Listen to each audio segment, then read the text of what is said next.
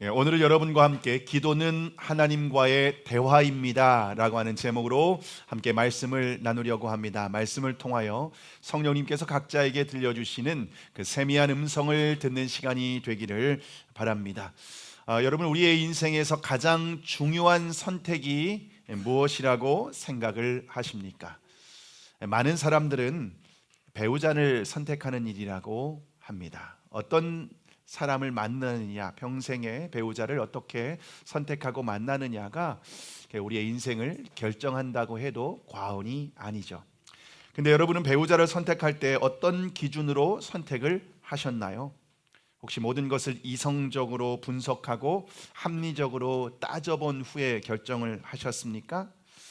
사실 우리가 배우자를 선택할 때 가장 중요한 결정임에도 불구하고 그리 합리적으로 선택하는 것 같지는 않습니다. 소위 눈에 콩깍지가 씌었다고 하죠.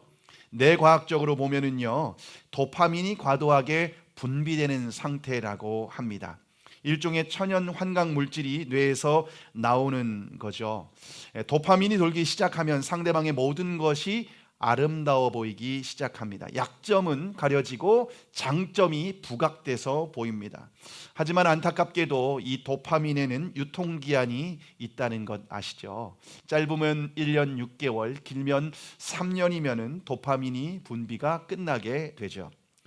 시간이 지나면서 자연스럽게 도파민이 멈추게 됩니다. 그러면 드디어 눈의 콩깍지가 벗겨지게 됩니다.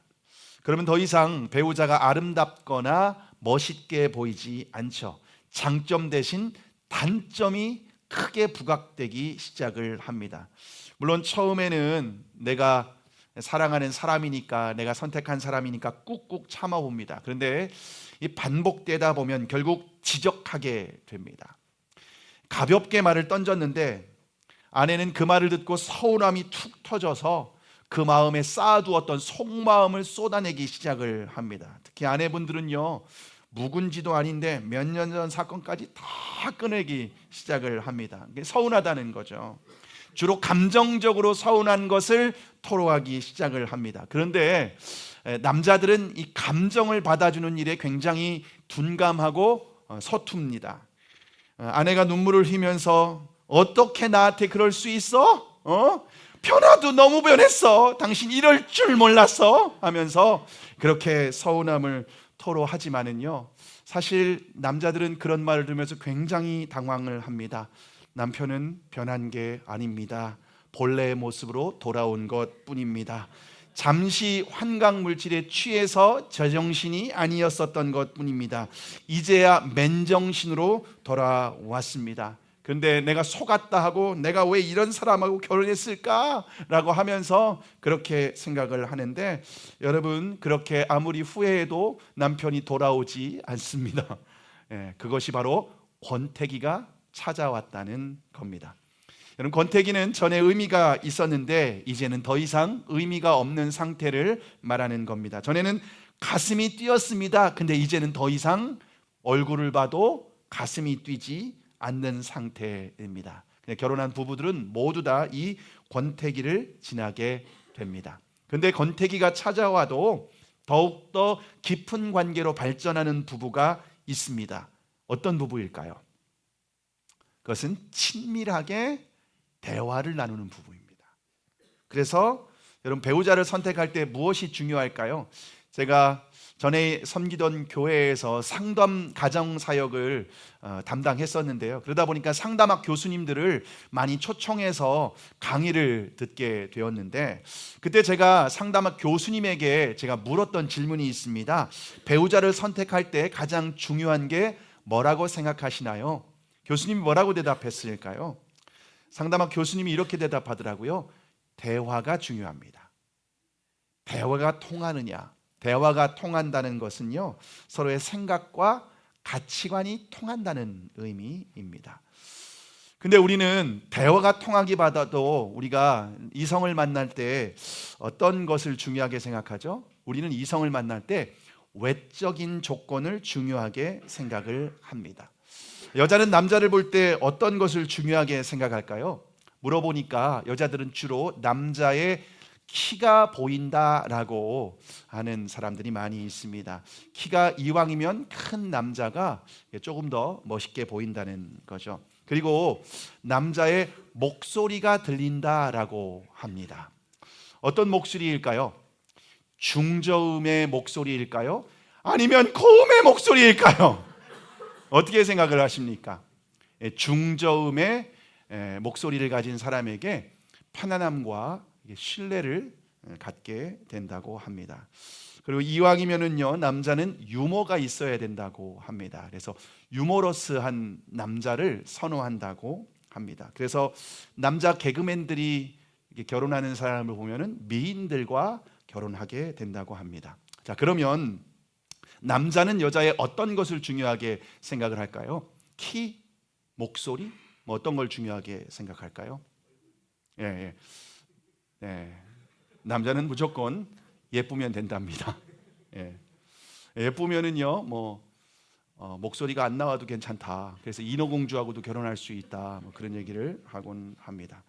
이처럼 처음에는 우리는 외적인 매력을 중요하게 생각합니다. 그런데 아무리 외적으로 매력적인 사람이라고 할지라도 시간이 지나면 더 이상 매력적으로 보이지 않게 되죠. 특별히 결혼해서 함께 생활을 하다 보면요, 서로의 보지 말아야 될 모습들도 서로 보여주고 보게 되지 않습니까? 상대방에게 자신의 밑바닥을 보여줄 때가 있습니다. 자기도 밑바닥에 이런 모습이 있었는지를 몰랐는데 결혼해서 함께 생활하다 보면은 자신의 밑바닥이 드러나게 되죠. 여러분, 그러면요, 그런 모습들을 반복적으로 보게 되면은요, 더 이상 설레이지 않습니다. 혹시 여러분 중에 그런 밑바닥을 보고 시간이 많이 지났음에도 불구하고 계속해서 설레이는 분들이 계십니까? 그러면요, 병원에 꼭 가보시기 바랍니다. 부정맥일 가능성이 매우 높습니다. 여러분, 그래서 배우자를 선택할 때 뭐가 중요하냐? 대화가 통하는 것이 굉장히 중요합니다. 대화를 통해서 서로의 삶을 함께 공유를 하게 되는 거죠.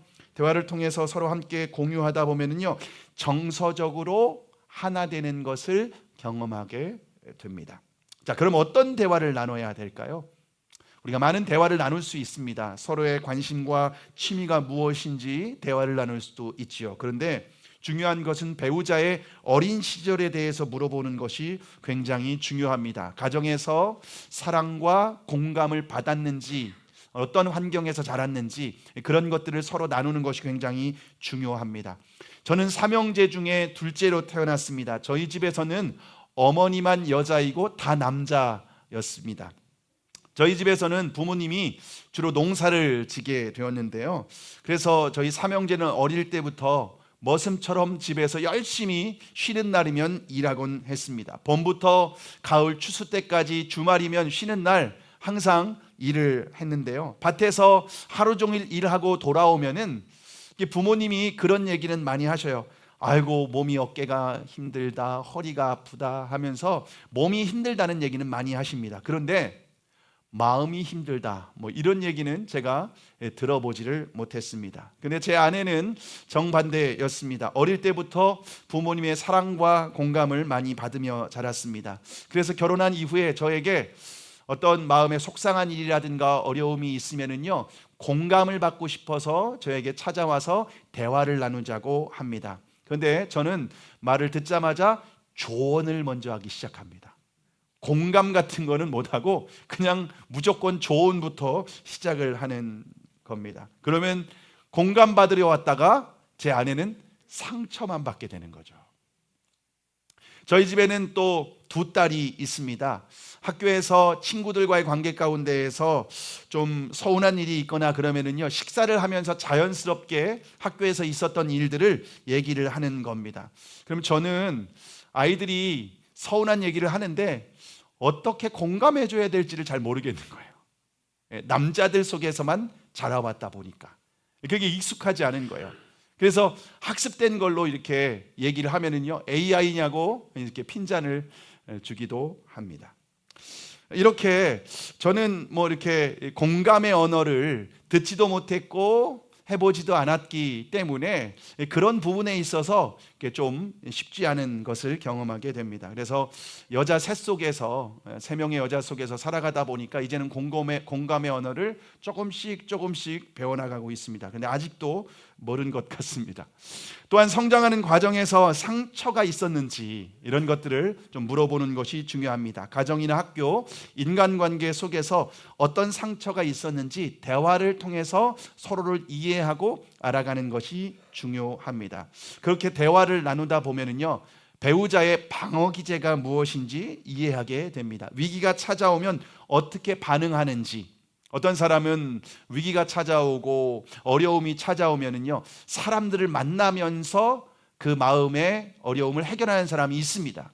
또 반면에 어떤 사람은 동굴 속으로 깊이 들어가서 모든 관계를 단절하는 사람도 있습니다. 이것이 바로 어떤 위기가 찾아왔을 때 각자 나타나는 방어 기제입니다.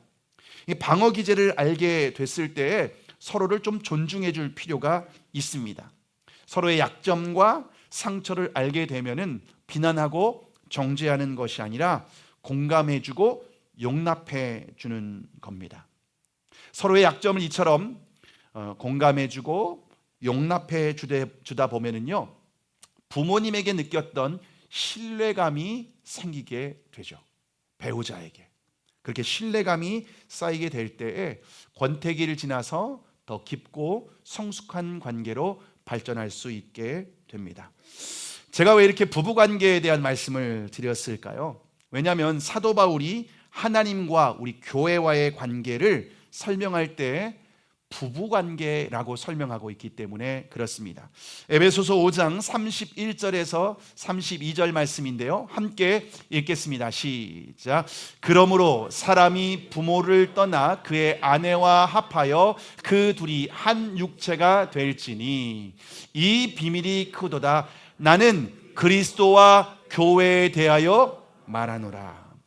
사도 바울이 남편의 역할과 아내의 역할에 대해서 설명을 했습니다. 남편은 그리스도께서 교회를 사랑하신 것처럼 사랑해야 된다. 아내는 교회가 그리스도께 순종하는 것처럼 순종해야 된다.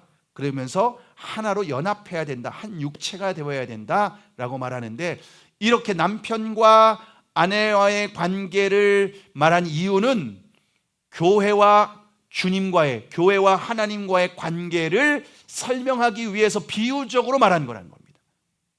여러분, 교회는 그리스도의 아내이고 교회의 남편은 바로 예수님이십니다. 그래서 교회와 예수님과의 관계는 남편과 아내와의, 신랑과 신부의 관계다라고 설명을 하고 있습니다. 그래서 예수님께서 교회를 자신의 생명을 주고 사랑하신 것처럼 사랑하시고, 또 교회는 예수님을 순종해야 된다는 겁니다. 예수님께. 그럴 때 온전히 영적으로 연합하게 된다는 겁니다. 여러분, 그래서 우리가 부부관계를 잘 이해하면 주님과의 관계가 어떻게 더 깊고 친밀한 관계를 갖게 될 수 있는지 그 비밀을 우리가 깨달을 수 있게 됩니다. 자, 여러분이 예수님의 복음을 듣고 영접했을 때를 기억하십니까? 각자 있을 겁니다. 예수님을 복음을 듣고 그 예수님을 나의 인생 가운데 주님으로 영접했던 순간, 그때가 다 있을 겁니다. 복음을 듣고 예수님을 영접할 때 영적인 도파민이 분비가 됩니다. 그것이 바로 성령의 역사이죠. 성령님께서 우리의 마음에 감동을 주시는 거죠. 그래서 우리가 예수님을 주님으로 영접하게 되는 겁니다. 마음을 터치해 주시는 거예요. 성령님이 내 마음에 감동을 주시는 거예요. 그래서 내가 이성적으로 다 분석하고 이해하고 다 따져서 예수님을 주님으로 영접하는 것이 아니라 성령의 역사로 내 안에 예수님을 주님으로 영접하게 되죠. 예수님을 영접하게 되면 예배 드릴 때 감격이 있습니다. 그리고 말씀을 들을 때 영적으로 충만해지는 것을 경험하게 됩니다. 기도를 하면 하나님께서 내 기도를 들으시고 응답해 주시는 응답을 받기도 합니다. 그래서 예수님을 믿는 것이 참 행복하다. 예수님이 나와 함께 하심이 이렇게 행복하고 은혜로운지를 이제 알게 됐다. 더 빨리 예수님을 믿었더라면, 더 예수님을 빨리 알았더라면 그런 아쉬운 마음도 들게 되죠. 그러면서 믿지 않는 가족과 친구를 전도하기 위해서, 영혼 구원을 위해서 기도하기 시작을 합니다. 근데 영적인 도파민이 분비되는 기간은 1년 6개월에서 3년 정도가 되면은 식게 됩니다. 뜨거운 이 마음이 식어버리게 되는 그런 시간이 지나게 되면 영적인 권태기가 시작이 됩니다. 그렇게 사모하던 예배가 귀찮게 느껴져요. 예배를 드리는데 형식적이고 의무적으로 드리게 됩니다. 혹시 여러분은 주님과의 관계에서 영적인 권태기는 아닙니까? 여러분, 신앙생활의 핵심은 주님과의 관계입니다. 내가 얼마나 종교적인 열심을 가지고 종교적인 형식과 절차를 잘 지켰느냐, 이게 아니라 주님과 나와의 관계가 신앙의 가장 중요한 본질입니다. 만약 주님과의 관계가 멀어졌다면 우리가 신앙에 영적으로 심각한 문제가 있다는 거예요. 마치 결혼 생활에서 부부관계가 문제가 생긴 것과 같습니다. 근데 많은 그리스도인들이 주님과의 관계에 문제가 있음에도 불구하고 전혀 인식하지도 못하고 신앙생활하는 사람들이 많이 있습니다. 왜냐하면 여전히 예배를 드리고 있고 여전히 종교적인 예식에 잘 참여하고 있기 때문에 그렇습니다. 그런데 친밀한 교제가 없어요. 예배 자리에 지켰을 뿐 친밀한 관계가 없습니다. 예배를 드리지만은 주님께서 내 마음에 주시는 은혜와 감동을 깊이 경험하지 못한 채 그냥 주일에 자리를 지켰다라는 것에 의미를 두는 경우가 많이 있습니다. 그게 바로 영적인 권태기다라고 말할 수가 있겠죠. 그러면 영적인 권태기를 어떻게 극복할 수 있을까요? 오늘 본문 11절 말씀인데요. 11절 말씀을 우리가 함께 읽겠습니다. 시작. 사람이 자기의 친구와 이야기함 같이 여호와께서는 모세와 대면하여 말씀하시며 모세는 진으로 돌아오나 눈의 아들 젊은 수종자 여호수아는 회막을 떠나지 아니하니라. 오늘 본문에 보시면 모세와 하나님과의 관계가 어떤 관계인지를 보여주고 있는데요. 모세는 하나님이 임재하시는 회막으로 나아가서 기도를 합니다. 그런데 모세가 기도하는 모습을 어떻게 설명하죠? 마치 사람이 자기 친구와 대화를 나눈 것 같이 하나님과 교제를 했다라는 겁니다. 모세가 회막에 나아가는 목적은 자신의 필요 때문이 아니라 하나님과 친밀하게 교제하기 위해서 나간 겁니다. 여러분, 영적인 권태기를 극복하려면 주님과의 친밀한 대화가 있어야 된다는 겁니다. 여러분이 친한 친구와 카페에서 대화를 나누면 시간 가는 줄 모르고 대화하지 않습니까? 한 3시간 대화하고 떠나면서 헤어지면서 그렇게 말하죠. 집에서 나머지는 전화로 얘기하자. 그렇게 나눴는데 시간 가는 줄 모르고 벌써 이렇게 갔어? 시간 가는 줄 모르는 겁니다. 모세의 기도는 하나님과의 친밀하게 교제하는 가장 행복한 시간이었던 거예요.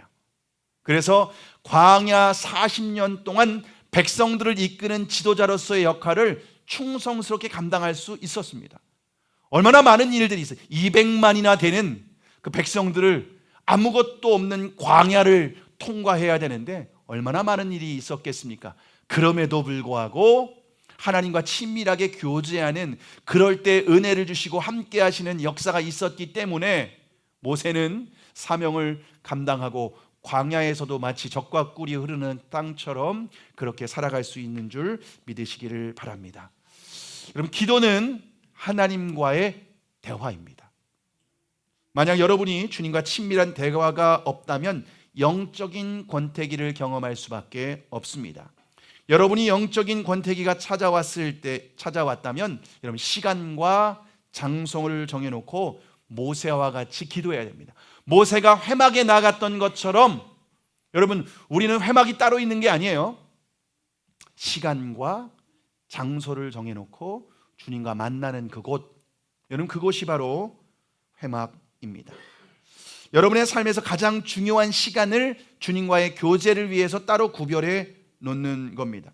시간과 장소를 정해놓고 주님과 친밀하게 교제하는 사람은 반드시 권태기를 극복하게 될 뿐만 아니라 더욱 친밀한 관계로 나아갈 수 있는 줄 믿으시기를 바랍니다. 근데 아무리 친밀했던 관계, 전에 주님과 친밀하게 교제했어요. 시간과 장소를 정해놓고 기도했어요. 그런데 그 시간이 사라져 버렸어요, 내 인생에. 그러면 또다시 주님과의 관계는 어색해질 수밖에 없습니다. 여러분, 사람과의 관계가 그렇잖아요. 전에 친했어요. 그런데 어떤 연유인지 모르겠지만은 관계가 한동안 단절돼 있었습니다. 그리고 다시 만나면 어떻죠? 어색하죠. 어색할 수밖에 없는 거죠. 신앙생활은 주님과의 관계입니다. 주님과의 친밀한 관계를 위해서 시간과 장소를 정해놓고 삶의 우선순위를 지켜야 됩니다. 그렇게 함께 만나다 보면은 친밀해지고, 만나서 교제를 하고 함께 대화를 하다 보면은 서로의 깊은 속마음을 나누게 되는 거죠. 그럼 깊은 신뢰와 그 안에서 기쁨과 평안을 누리게 되는 줄 믿으시기를 바랍니다. 자, 그러면 그리스도인이 하루에 기도하는 시간이 얼마나 될까요? 그냥 기본적으로 내가 주님과 교제한다라고 하면 아침에 일어나서 주님께 오늘도 새 날을 주셔서 감사합니다. 오늘도 주님과 동행하는 하루가 되도록 함께 해주세요. 이런 기도를 할 수 있겠죠. 그리고 하루 세 끼 밥 먹을 때 기도를 하겠죠. 여러분, 하루에 세 끼 밥 먹을 때 여러분 한 끼 전에, 식사 전에 여러분 몇 초나 기도할까요? 여러분 한 3초 정도밖에 기도 안 합니다. 10초 기도한다면 엄청 오래 기도하는 거예요. 엄청 오래 기도할 거예요. 세 끼 하면 30초 정도 되고, 아침에 일어나서 한 10초 기도하고, 하루를 마무리할 때 주님 오늘 함께 해주셔서 감사합니다, 한 10초 기도할 겁니다. 여러분, 그럼 한 1분 정도밖에 1분도 기도하지 않는 사람이 많을 거예요. 여러분, 그런데 여러분이 가정에서 부부관계 가운데에서 하루에 단 1분도 대화하지 않는 관계가 친밀하고 서로 뜨겁게 사랑하는 관계를 유지할 수 있을까요?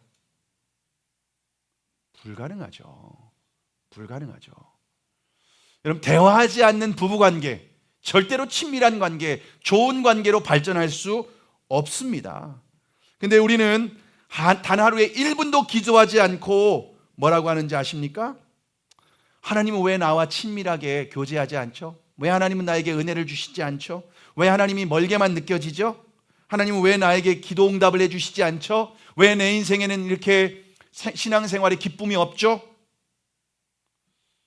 여러분, 주님과 대화가 없는데, 교제가 없는데 어떻게 기쁨이 있을 수 있고, 어떻게 친밀함이 있을 수 있고, 어떻게 주님이 함께 하시는 것을 깊이 경험할 수 있겠습니까? 여러분, 기도 없이 성령 충만할 수 없습니다. 여러분은 기도를 통해 주님과 친밀하게 대화를 나누고 계십니까? 혹시 기도가 끊어진 채, 대화가 끊어진 채 냉랭하게 신앙생활을 하고 있지는 않습니까? 그렇게 주님과의 끊어졌는데 너무 오래됐어요. 그래서 어색한 관계는 아닙니까? 부부관계인데, 주님과 우리와의 관계가 부부관계라고 하는데 너무 어색한 거예요. 남처럼 느껴지는 거예요.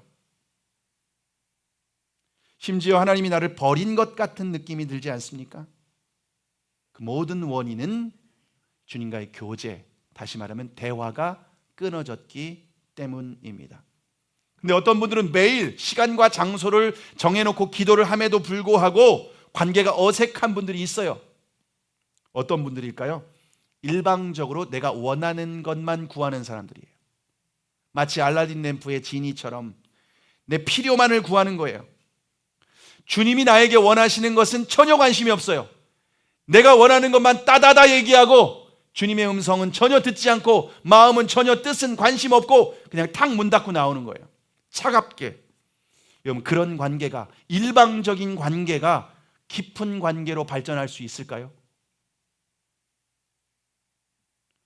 여러분, 기도는 우리가 삶의 문제를 하나님 앞에 아뢰고 우리가 소원을 기도할 수도 있지만 더욱 중요한 것은 하나님과의 친밀한 교제인 줄 믿으시기를 바랍니다. 모세는 200만이나 되는 이스라엘 백성들을 광야에서 이끌어가야 되지만은 하나님과 친밀한 교제를 나눌 때 하나님께서 구하지 아니한 것까지라도 다 함께 하셔요. 어떻게 광야에서 벌어지는 모든 위험과 어려움들을 다 미리 예측할 수 있습니까? 어떻게 미리미리 다 기도할 수 있습니까? 못해요. 몰라요. 어떤 일이 일어날지, 우리 인생에서 어떤 일이 벌어질지. 그러나 주님과의 친밀한 교제가 있는 사람은 문제가 있을 때 주님을 의지하게 돼요. 주님을 바라보게 돼요. 그럼 여전히 함께 하시고 나와 친밀한 주님께서 역사하시는 은혜를 신뢰하고 그분께 맡기면서 우리의 모든 문제를 이겨나가고 통과할 수 있는 줄 믿으시기를 바랍니다. 여러분, 한나의 어머니, 사무엘의 어머니 한나는 성소에 나가서 기도를 했습니다. 근데 기도할 때 마치 술에 취한 여인처럼 기도했어요. 자신이 애를 못 낳는 거예요. 너무 그것이 마음의 상처가 되는 거예요. 그 마음의 상처를 늘 분인나가 옆에서 불을 지르는 거예요. 그래서 분인나라고 했는지 모르겠어요. 늘 불을 지르니까 막 속이 막 시커멓게 타오르는 거예요. 근데 그걸 성소에 가서 하나님 앞에 쏟아내는 거예요. 상처받은 마음, 서운했던 마음, 남편에게 서운했던 거, 분인나에게 서운했던 거, 그런 서운한 마음들을 다 토해내기 시작하는 거예요. 근데 그 모습이 마치 술 취한 사람처럼 보였던 거예요. 그래서 제사장 엘리가 더 이상 회막에 들어올 때 포도주와 독주를 끊고 와라. 더 이상 너 이렇게 술주정뱅이처럼 이렇게 하나님 앞에 나와서 기도하는 게 옳으냐? 라고 하면서 책망을 했습니다. 그때 한나가 뭐라고 했는지 아십니까? 사무엘상 1장 15절의 말씀인데요. 함께 읽습니다. 시작. 한나가 대답하여 이르되 내 주여 그렇지 아니하니나이다. 나는 마음이 슬픈 여자라 포도주나 독주를 마신 것이 아니요 여호와 앞에 내 심정을 통한 것뿐이오니. 한나의 기도는요, 필요를 구하는 것이 아니라 마음과 마음이 통하는 기도였다는 거예요. 서로 마음과 마음이 이어지는 시간이 바로 한나의 기도였다는 겁니다. 한나의 기도에 그래서 하나님이 응답하시죠. 마음과 마음이 통했을 때 하나님의 마음이 한나에게 느껴지는 거예요. 그러니까 기도 응답에 확신을 갖게 된 거예요. 그러니까 더 이상 그 걱정하지 않아요. 수색이 없었다고 말하고 있거든요. 저와 여러분의 기도가 하나님과 마음이 통하는 기도가 돼야 돼요. 일방적으로 내 필요만 구하는 것이 아니라 마음과 마음이 통하는 기도. 서운한 거 있으면 여러분 사람한테 쏟아놓지 마셔요. 사람한테 쏟아놓고 공감받으려고 하는 마음이 우리 안에 있습니다. 근데 그러면은 내가 기대한 만큼 실망하게 돼요. 그리고 기도를 채워주지 못해요. 물론 들어줄 수 있죠. 근데 조금 지나잖아요. 또 서운함이 차올라요. 그렇게 반복해서 얘기해 보세요. 그러면요, 사람을 의지했던 것이 오히려 상대방도 부담으로 차가워요. 서운한 마음, 힘든 마음, 그런 게 있으면 하나님 앞에 토해내세요. 마치 우리가 잘못 먹은 음식물을 토해내듯이 하나님께 상한 마음을 토해내는 거예요. 그러면 하나님의 마음을 주셔요. 치유하시고 위로하시고 회복하셔요. 여러분, 그것이 얼마나 중요한지 모릅니다. 여러분, 그런 사람들은요, 수색이 사라져요. 그 마음에 평안과 기쁨이 이감하게 되는 줄 믿으시기를 바랍니다. 미국 교회에서 가장 영향력 있는 그 목사님 중에 한 분이 누구였냐면요, 윌로우 크릭 교회 빌 하이벨즈 목사님이셨습니다. 지금 은퇴하신 원로 목사님이 되었는데 미국에서 가장 영향력 있는 목회자였습니다. 이분이 세계 리더십 포럼을 하고 리더십 강연을 할 때는요, 국가의 장관, 세계 최고의 리더십들이 그분의 리더십 세미나를 듣습니다. 굉장히 영향력 있는 목회자인데요. 근데 이분은 모태신앙인이었습니다. 근데 20살이 되기까지 한 번도 시간과 장소를 정해놓고 기도한 적이 없었답니다. 주님과 마음이 통하는 기도를 해본 적이 단 한 번도 없었답니다. 물론 모태신앙인이었기 때문에 주일마다 예배는 드렸습니다. 예수님을 구주와 주님으로 영접하기도 했습니다. 근데 20년 동안 주님과의 친밀한 교제가 단 한 번도 없었습니다. 그래서 영적인 성장도 전혀 없었답니다. 오히려 영적인 깊은 침체만 경험할 뿐이었답니다. 그런데 더 이상 이렇게 신앙생활하면 안 되겠다라고 결단을 했답니다. 그리고 가장 먼저 결단한 것이 무엇인가 하면 시간과 장소를 정해놓고 기도하기 시작했던 겁니다.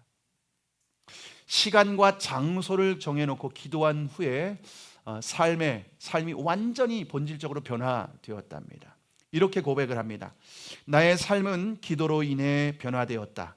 내가 경험한 가장 큰 만족은 지금껏 내가 받은 놀라운 기도의 응답이 아니다. 가장 큰 만족과 즐거움은 바로 나와 하나님과의 관계에서 질적인 변화였다. 나는 시간을 따로 정해서 정기적으로 기도하기 전까지는 이런 변화가 내게 올 줄은 전혀 예상하지 못했다. 어떻게 이렇게 세계적인 영향력 있는 리더가 될 수 있었는가?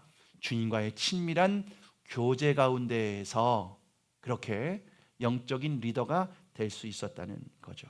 시간과 장소를 정해놓고 매일 주님과 교제할 때에 질적인 관계에서 경험하게 된 겁니다. 더욱더 깊고 친밀한 관계로 나아갔던 겁니다. 어떤 문제가 있어도 주님 앞에 맡기고 주님이 해결해 주시는 것을 그 인생 가운데에서 계속해서 경험했다는 겁니다. 영적인 권태기를 지나서 주님께서 주시는 참된 만족과 기쁨을 경험합니다. 이것이 바로 이 땅에서 경험하는 하나님 나라인 줄 믿으시기를 바랍니다. 저는 목회자로 사역한 지 20년 이상 지났습니다. 제가 신학교를 다닐 때는요, 매일 새벽 통독을 하고 성경을 읽고 저녁에는 기도실에 들어가서 1시간씩 기도했습니다. 근데 신학교를 졸업하고 풀타임 사역을 시작을 했는데요, 풀타임 사역을 하면서 기도 시간이 줄어드는 거예요. 제가 처음으로 사역했었던 교회는요, 그 교회에서 천일 대행진을 했습니다. 천일 동안 새벽 예배를 드리자라고 하는 천일 대행진을 했습니다. 제가 천일 대행진을 할 때 어떤 것을 담당했냐면요, 목사님과 부목사님들이 설교하면 저는 설교를 녹취하고 그 녹취한 설교를 요약해서 매일 홈페이지에 올리는 사역을 했습니다. 그러니까는 성도들은 다 새벽 기도 끝나고 집으로 돌아가도 저는 컴퓨터 앞에서 설교를 녹취하고 요약하고 정리해서 이렇게 올리는 일을 해야 되는 겁니다. 여러분, 그렇게 한 2시간 동안 하면은요, 몸에 힘이 쪽 빠집니다. 그럼 더 이상 기도할 힘이 없으니까 그렇게 새벽에 기도를 한동안 기도하지 못했습니다. 대전에서 사역할 때는요, 제가 새벽마다 차량 운행을 했습니다. 3년 동안 제가 새벽 차량을 했는데요, 3년 동안 새벽 예배를 3번 빠졌습니다. 뭐 거의 빠진 적이 없다는 거죠. 근데 차량 운행을 하다 보니까 4시에, 새벽 4시에 출발을 해야 됩니다. 그리고 새벽에 5시까지 전까지 들어오면은요, 30분 동안 예배가 끝나면은 10분 후에 출발합니다. 5시 40분에 출발을 하는 거예요. 그리고 이제 모셔다 드릴 때는요, 이제 출근 시간이다 보니까 차가 막힙니다. 그럼 1시간 반 정도 차량 운행을 하고 집에 돌아오면 7시입니다. 그러니까 벌써 아침부터 기진맥진 하다 보니까 기도를 못하게 되는 겁니다. 그러다가 수원에 와서 사역을 할 때는 사역이 얼마나 바쁜지 너무 바쁘게 밤늦게까지 사역을 하고 그러다 보니까 새벽에 나와도 너무 피곤하니까 졸 때가 많이 있었습니다. 여러분, 그러다 보니까 기도 시간이 줄은 거예요. 여러분, 그러면요, 목회자라 할지라도 아무리 사역자라 할지라도 깊은 영적인 침체를 경험하게 됩니다. 여러분은 어떻습니까? 여러분은 기도하지 않고 나는 영적 침체가 없다. 여러분, 세상에 그런 사람은 없습니다. 근데 교회를 개척한 후에는요, 새벽마다 기도하기로 결단을 했습니다. 새벽에 시간과 장소를 정해놓고 기도를 하는 겁니다. 처음에 한 30분에서 40분 정도 기도를 했는데 2019년 4월 목회와 신학이라는 책에서 영국의 웨스트민스터 채플에서 마틴 로이드 목사님 그 후임으로 목회하셨던 분이 R.T. 켄달이라고 하는 목사님입니다. 세계적인 영적인 리더입니다. 그분이 오셔서 인터뷰를 하는 내용이 목회와 신학이라고 하는 책에 실렸습니다. 근데 그 인터뷰를 보니까 영국과 미국의 목회자들이 하루 평균 기도 시간이 나왔는데 얼마라고 생각하십니까? 영국과 미국 교회의 목회자들의 하루 평균 기도 시간이 4분이랍니다. 여러분, 하루에 4분 기도하는데 무슨 성령의 기름 부으심이 있겠습니까? 그러면서 이 목사님이 목회자들에게 이렇게 권면을 했습니다. 목회자들은 매일 1시간 이상씩 기도해야 됩니다. 절대로 1분도 줄이지 마세요. 기도할 때 열정적으로 하나님 앞에 부르짖으며 기도해야 됩니다. 이걸 굉장히 중요하게 강조하셨습니다. 그날 그 책을 읽으면서 저는 주님의 음성이라고 생각을 했습니다. 그리고 시간과 장소는 정해졌으니까 1시간씩 기도를 했습니다. 단 1분도 줄이지 않았습니다. 1시간씩 날마다 새벽에 기도를 했습니다. 아무리 피곤한 일이 있어도 기도합니다. 지난 주간에 지금 동계올림픽이 진행 중이잖아요. 그래서 컬링 우리가 결승 4강에 올라가야 된다고 생각해서 우리나라와 캐나다하고 경기를 하는데 끝나니까 1시더라고요. 졌으니까 더 피곤해. 그래도 새벽에 나와서 말씀 전하고 제 자리에 앉아서 부르짖으며 기도하는 겁니다. 제가 교회를 개척하고 어렵고 그리고 또 예측하지 못한 일들이 얼마나 많이 있겠습니까? 근데 제가 1시간씩 매일 새벽에 시간과 장소를 정해놓고 기도하니까 모든 어려움들을 극복할 수 있는 은혜가 있었습니다. 그리고 하나님의 함께 하심이 믿어지는 거예요. 믿어지니까 이기는 거예요. 두려워하고 낙심하고 좌절하고 원망하고 그렇게 하는 것이 아니라 담대하게 계속해서 사역을 할 수 있는 경험을 하게 되었습니다. 혹시 여러분 주님과의 관계 가운데 영적인 침체 가운데 있지 않습니까? 영적인 침체를 벗어나는 가장 확실한 방법은 시간과 장소를 정해놓고 기도하는 겁니다. 말씀과 기도로 여러분 교제하시기 바랍니다. 주님의 말씀을 읽고 묵상하고 주님이 원하시는 것이 무엇인지 분별하고 주님의 음성을 적어보고 그리고 그 말씀을 붙들고 기도의 자리로 나아가서 주님과 교제하는 겁니다. 근데 기도는 여러분 훈련이 필요합니다. 처음부터 1시간씩 기도하기 쉽지 않습니다.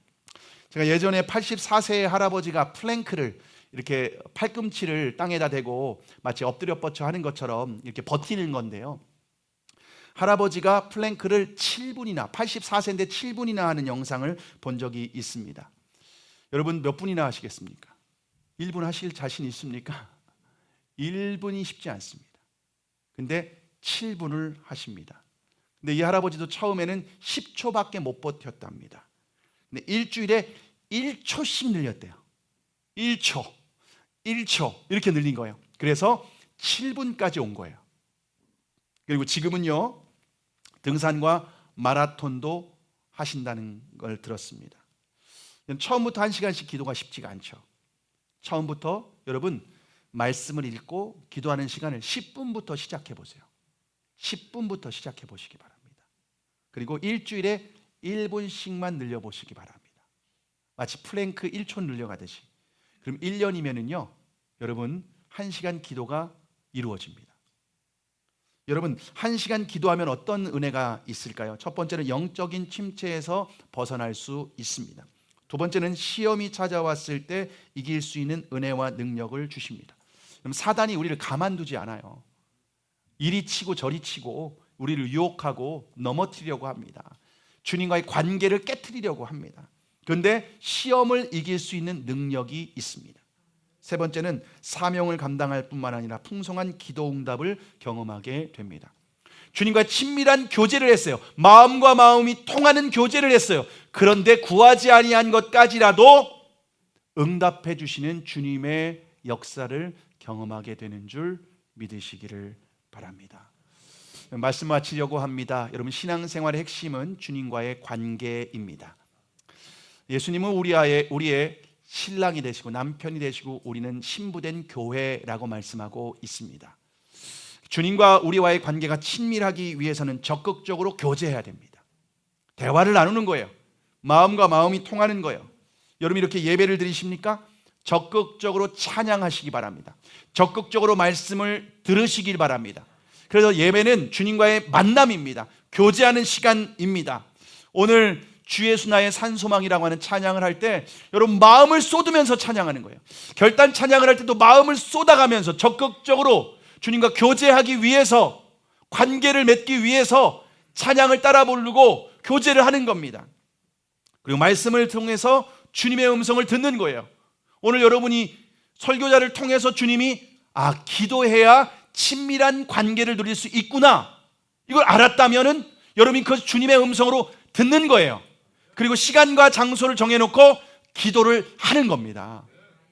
그렇게 인격적으로 쌍방이 서로 교제하고 대화가 통하고 그렇게 마음과 마음이 통할 때에 하나님의 함께 하심이 느껴져요. 하나님이 내 기도에 응답하시는 것을 경험하게 돼요. 마음에 세상이 줄 수 없는 평안과 기쁨이 찾아오게 됩니다. 근데 만약 수십 년째 신앙생활 할지라도 시간과 장소를 정해놓고 친밀하게 교제하는 신앙이 없다면 냉랭하게 식어버려요. 신앙의 직분과 상관없이 주님이 너무 멀리만 느껴져요. 서운함이 가득 쌓여져요.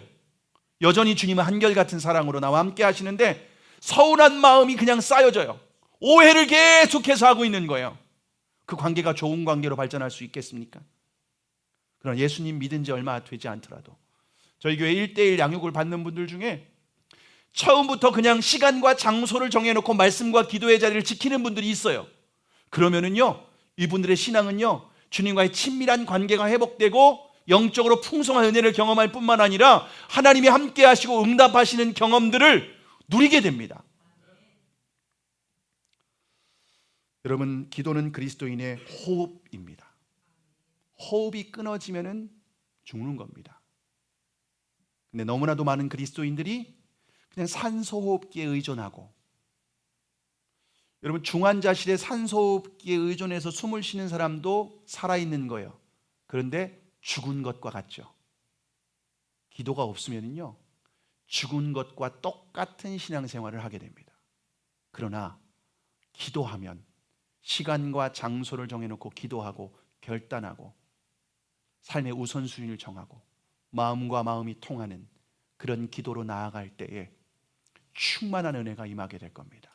성령으로 충만하게 되고 날마다 주님과 동행하게 되고 광야와 같은 이 세상에서 하나님께서 우리에게 생수를 공급해 주실 뿐만 아니라 뱀과 전갈의 위험으로부터 우리를 보호하시는 그 권능의 손길을 경험하게 되고 이 땅의 삶이 젖과 꿀이 흐르는 가나안의 은혜를 이 땅에서, 아니 우리가 선 자리에서 경험하게 되는 줄 믿으시기를 바랍니다.